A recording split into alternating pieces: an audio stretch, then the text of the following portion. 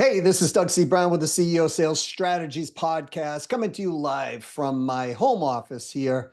And I wanted to talk to you about what people have been writing in and requesting. So people have been writing in and requesting, to understand why their sales conversations are falling flat. And so I asked them to send the conversations, listen to them. And there's three reasons why most of these sales conversations are falling flat. And I wanted to convey this to you just in case you are doing this as well. Now, I know the number one reason that most people are doing this. The number one reason is a lack of understanding of the right fit buyer. Now, before you say, whoa, whoa, whoa, wait a minute, Doug, I understand my right fit buyer, this is arguably the most crucial pitfall that people go through. And here's the thing. When I first heard that the right fit buyer profile was off for most people, I was like, it can't be off that much, can it? Then I did some research on this, and here's what I discovered.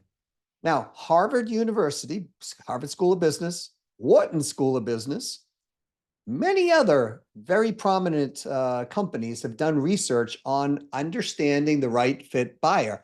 And guess what? They all conclude the same thing.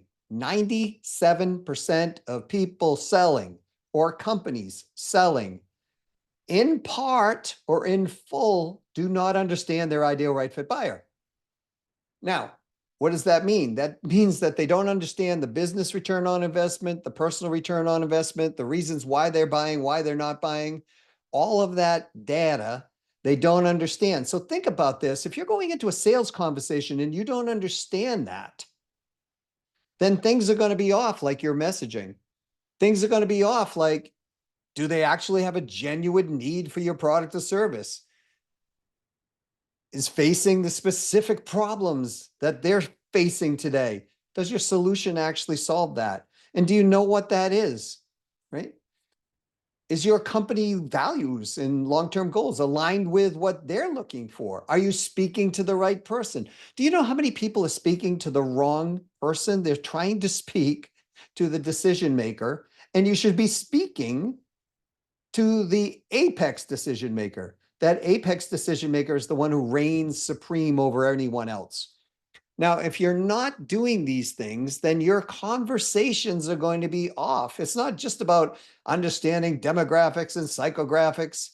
It's understanding the pain points, the motivations, the budget, the decision-making process, right? It's about implementing robust qualification criteria for yourself before engaging in those deep sales conversations. Now, one of the number one reasons I saw in anyone I talked with or listened to the recordings that they had this challenge is they don't thoroughly assess the fit before they actually go in and have the conversation. They don't do the research. So are you doing research to make sure that your prospects are a really good match? Most people are just afraid to discover, oh, the prospect's not a good match. So what do? They proceed forward in hopes that they're going to discover and find something before they, the conversation, peters out, if you will. So don't make that mistake. Understand your ideal right fit buyer. If you don't understand how to do this, reach out to us. Reach out to us at you matter at ceosalesstrategies.com, or reach out to me directly at Doug at ceosalesstrategies.com. The second thing that they're making the mistake on is they don't have solutions that convey value on, this is very important, the perceived value of the potential buyer. I'm going to say that again. They don't have the solutions or value proposition that is perceived by the buyer as what they value, the buyer values. Too many people are pushing their features and products, and this will solve this problem, and this will solve that issue, and telling the person that they're trying to persuade versus conveying value proposition that the buyer, think about this, the buyer actually values, not you, right?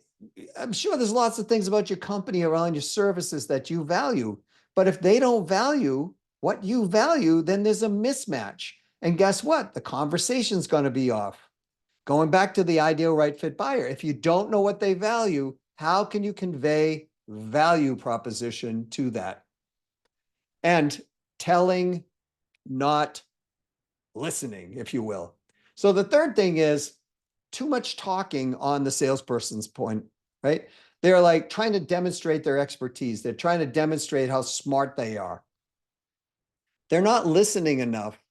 And most people selling are so eager to deliver that well-rehearsed pitch that they've been practicing, that one-sided approach to that opportunity to truly solve the problem, that they fail to understand what the actual buyer, the prospect's unique situation they're in, and they haven't uncovered the right information. And a lot of people, to this point of talking too much, are selling on only business return on investment. I want you to understand this: business return on investment and personal return on investment. If you're talking too much and listening too little, you're missing the personal return on investment. When you do that, if you do that, you are missing a critical piece to whether or not they will actually buy or not. Because in the prospect's mind, they're going back and forth. The buyer's mind, they're going, well, maybe this will work, but I have all this fear. So maybe this will work, but this fear is high, right? They're not sure. So when they're unsure, that who likes to be unsure? You don't feel confident at that point. So buying confidence is going to be super low. When you're talking too much, listening too little, you're missing out on key aspects. And the one thing I see people miss out on more than anything is that personal return on investment. Maybe it makes sense from a business perspective. You've probably been in this situation. You're like scratching your head going, why aren't they buying? This makes total sense. The reason behind that is you miss the personal return on investment. Imagine you're selling to a CEO, and the CEO has to report to a board.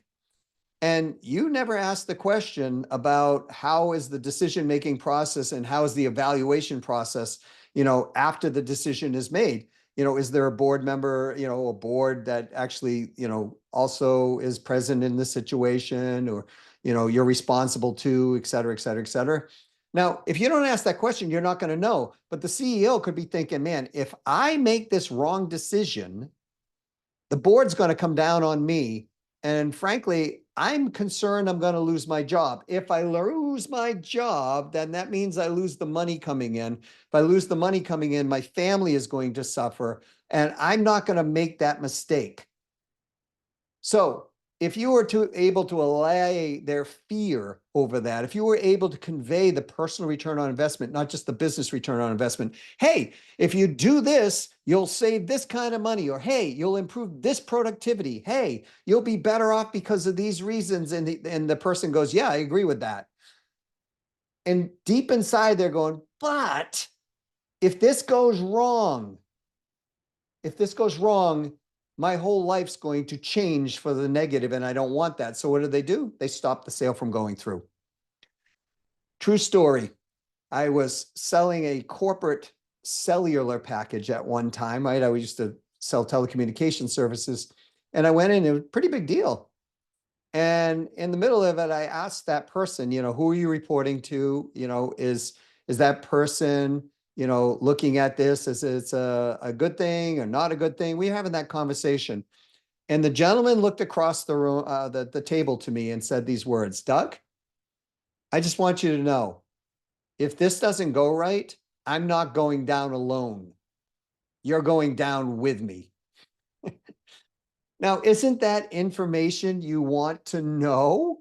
That this person is in a fear state, that if things go wrong, that it's going to come crashing down on their head? That is personal return on investment. So if we can, in our conversation, listen to this and have a conversation about this and lower that fear point and get rid of that internal objection on the return on investment, then all of a sudden the sale goes through. Does this make sense? I hope so. So remember the 3 points, okay? Number one, understanding clearly who the ideal right fit buyer is.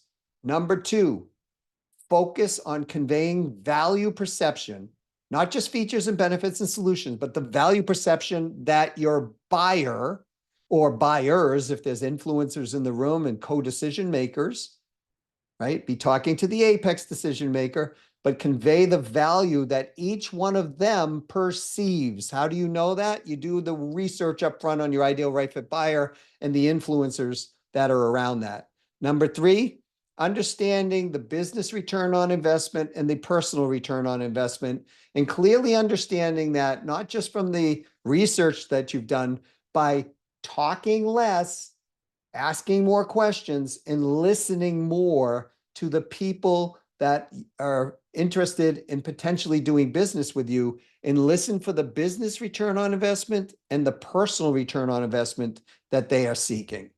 Do those three things, and your sales conversations will not fall flat.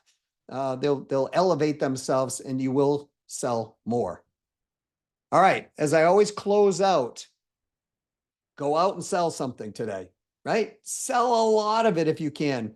As long as you're selling win-win-win, which means that they win, you win, other people win.